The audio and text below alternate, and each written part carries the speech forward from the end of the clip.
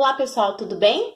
Na aula de hoje nós vamos retomar o conceito de campo elétrico e entrar no conceito de potencial elétrico e no conceito de trabalho. Vamos lá?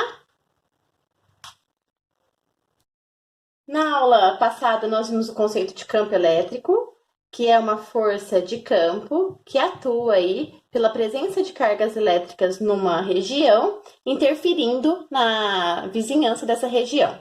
O campo elétrico pode ser dado pela força elétrica dividido por essa carga, sabendo que a força elétrica é a constante do meio, uma carga vezes a outra e a distância que elas estão ao quadrado. O campo elétrico também pode ser escrito como a constante, uma carga, né, dividida aí pela distância ao quadrado. Então, é a interferência que uma carga causa aí em sua vizinhança. Quando nós vimos o campo elétrico, a gente sabe que no sistema internacional, o campo elétrico está sendo medido, então, em newtons por coulomb, porque força está em newtons e a carga está sempre em coulombs. Um efeito bastante interessante do campo elétrico é quando a gente analisa o campo elétrico em uma superfície aí esférica. Se a gente tem uma superfície esférica, a gente tem a distribuição homogênea de cargas por essa superfície, o que causa dentro desse condutor esférico aí uma região onde o campo elétrico é zero. A gente chama essa região de blindagem eletrostática. Esse efeito é conhecido como blindagem eletrostática ou gaiola de Faraday. Quando a gente olha para esse efeito da blindagem eletrostática, a gente tem uma análise de campo elétrico dentro da esfera, na superfície e num ponto muito próximo a essa superfície. A gente não pode esquecer que o campo elétrico ele é medida constante, a carga e a distância ao quadrado, e se a gente está numa esfera, essa distância é substituída pelo raio ao quadrado da esfera.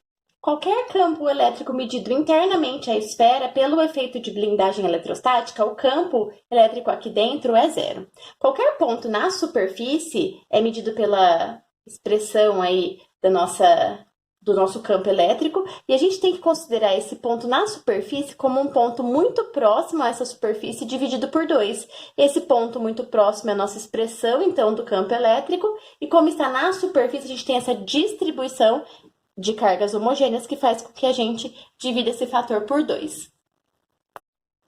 Um exercício bastante interessante para a gente analisar o efeito de blindagem eletrostática é o exercício 11 da página 166. Nesse exercício, ele fala que a gente tem um condutor, que é uma esfera, de raio 20 centímetros. Tomem cuidado aqui com o centímetro, a gente sempre vai usar em metros. Ele fala que tem uma quantidade de elétrons, né, que é de 2,5 vezes 10 a 13 elétrons da carga elementar aí, para a gente achar o valor da carga que tem aí nessa esfera, e pede para a gente calcular o campo em 10 centímetros, o campo em 20 centímetros e o campo em 60 centímetros nessa esfera. O campo em 10 centímetros, o valor aqui é inferior ao raio da esfera, mostrando que esse campo está sendo medido no interior da nossa esfera. Então, o campo, que eu chamei de campo elétrico A, no interior da esfera vai ser zero, por conta da blindagem eletrostática. A 20 centímetros, ele está na superfície. Tem que lembrar que na superfície a gente vai considerar um ponto muito próximo dividido por 2. E esse ponto muito próximo tem a distância aí de 20 centímetros, que é o nosso raio.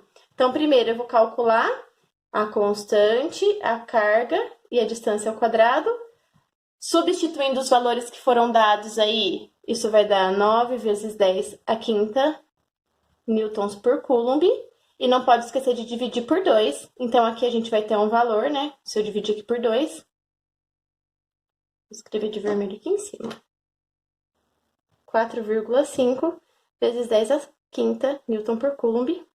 E, por fim, o potencial a 60 centímetros do centro da esfera, considerando essa distância aí, né, como 60 centímetros.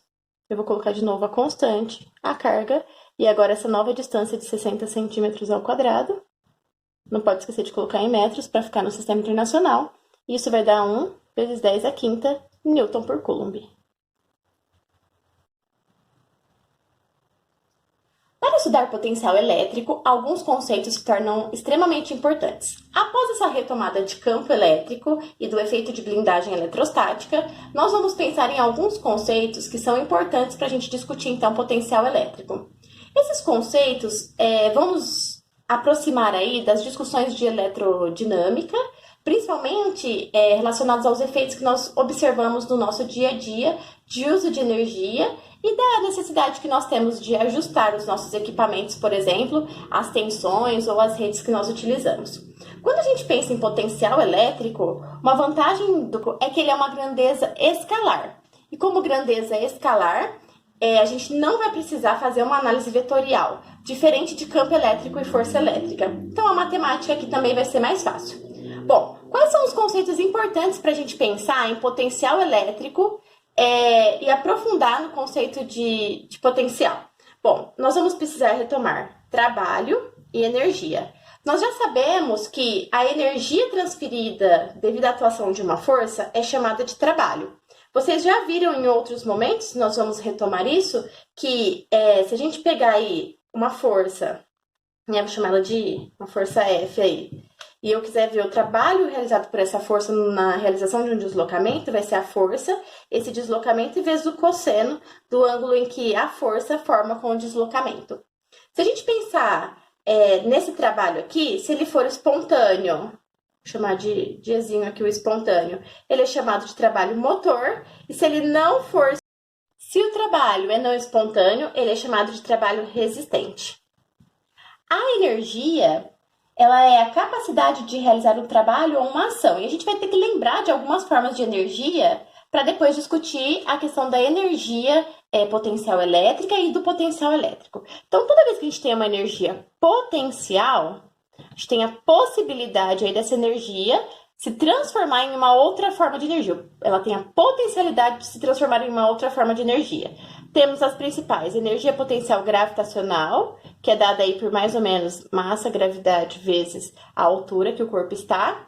A energia potencial elástica, que é metade da nossa constante elástica e da distensão de uma mola de um elástico ao quadrado aí. E nós temos a energia cinética, que eu vou escrever já já. A cinética, que é dada aí pela massa, velocidade ao quadrado, dividido por 2. Se a gente pensar na energia mecânica, a energia mecânica vai ser a somatória de todas as formas de energia que tem num sistema. Então, a energia mecânica vai ser a energia potencial, independente da forma que ela apareça, elástica, gravitacional, mais a energia cinética do sistema. E os sistemas dados como sistemas conservativos têm a sua variação de energia mecânica aí igual a zero. Tem conservação da energia mecânica. Numa região onde há campo elétrico formado, nós temos diferentes possibilidades deste campo elétrico gerar aí energia potencial elétrica. O que isso significa? Que há diferentes pontos neste campo elétrico onde uma carga pode gerar algum tipo de energia que vai ser transformada em outro tipo de energia, como energia elétrica. Então, se a gente pensar que o potencial elétrico é a quantidade de energia potencial elétrica dividida pela quantidade de carga que nós temos, e lembrando que a energia potencial elétrica é a constante elétrica do meio, uma carga vezes a outra, na interação entre duas cargas divididas pela distância que essas cargas estão, nós conseguimos analisar então que essa energia vai ser o potencial que nós temos aí, vezes a carga. Então, isso demonstra que a energia de um sistema, ou o trabalho que vai ser realizado nesse sistema, só depende desses potenciais, das regiões que nós temos de potencial. O trabalho, então, da força elétrica, nesse caso, vai ser essa carga e a diferença de potencial que nós teremos de uma região a outra. Quanto que eu consigo transportar aí essa carga, né? Qual é a energia que eu produzo ou utilizo ao transportar uma carga de um ponto ao outro do nosso campo elétrico, gerando aí uma diferença de potencial. Por fim, as superfícies equipotenciais são aquelas superfícies onde em cima dela qualquer região apresenta o mesmo potencial elétrico. Desta forma, como levar uma carga de um ponto ao outro nesta superfície não causa uma diferença de potencial, o trabalho então será zero. Pessoal, os conceitos dessa aula estão nas páginas 178 a 191 e eu vou indicar os exercícios 1, 2 e 4 do Revisando. Nas próximas aulas, eu vou selecionar alguns exercícios do Tetra de Sala para a gente discutir e realizar juntos. Pessoal, espero que vocês estejam bem, com saúde, bons estudos e até a próxima!